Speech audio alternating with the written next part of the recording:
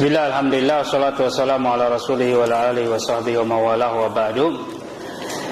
Ada pertanyaan, tidur yang bagaimana yang dikatakan dapat membatalkan wudu? Para ulama, jumhur ulama menyatakan bahwasanya tidur itu bisa membatalkan wudu, salah satu pembatal wudu. Namun mereka berselisih pendapat tidur yang bagaimana yang membatalkan wudu. Sebagian mengatakan bahwasanya tidur yang membatalkan wudu yaitu tidur yang terlentang, tidur yang dilakukan dengan badan direbahkan. Sebagian lagi menyatakan, tentu saja pendapat pertama ini mengukurnya dengan cara posisi badan. Oleh karena itu mereka berkata bahwasanya orang yang duduk dengan duduk yang mutamakkin, tertidur sambil duduk yang sempurna. Duduk yang sempurna itu kedua pantatnya nempel di lantai, sehingga lubang anusnya itu tertutupi. Yang seperti ini tidak membatalkan wudu. Pendapat kedua menyatakan bahwasanya asal tidur saja, bagaimanapun posisinya, itu membatalkan wudu. Pendapat ketiga, dan ini yang paling rajih, menyatakan bahwasanya yang dimaksud dengan tidur di sini adalah naumul mustaghriq, tidur yang lelap. Bagaimana ukuran tidur yang lelap itu? Tidur yang lelap itu kalau kita sudah tidak lagi bisa, tidak sadar ada orang lewat di depan, ada suara, tidak lagi bisa menangkap sesuatu dengan kesadaran.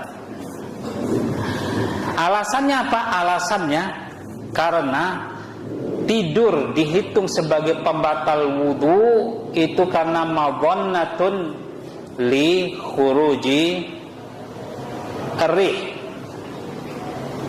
Karena tidur itu adalah salah satu keadaan yang membuat kita tidak sadar keluarnya kentut atau hal-hal yang membatalkan wudu. Tidak sadar kita terkadang. Buktinya ada orang yang kencing sambil tidur. Namanya apa?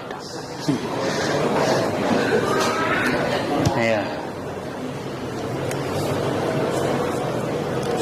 Orang sudah tua pun bisa kencing dalam tidur, apalagi kentut.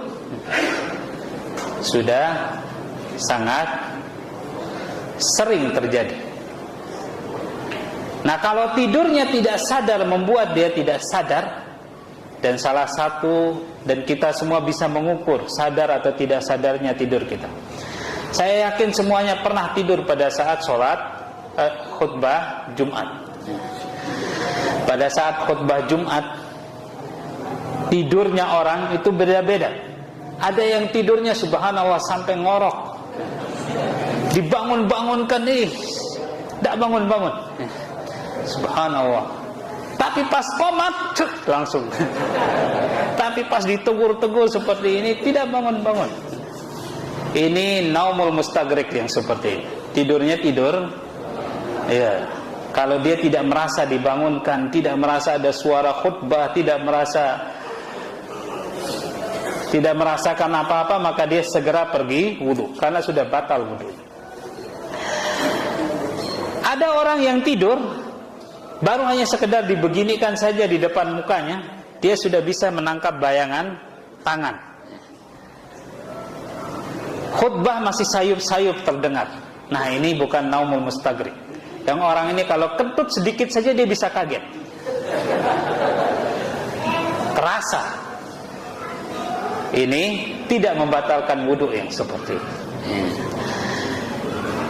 Jadi setiap orang pasti tahulah sudah, kira-kira bisa mengukur ini tidur yang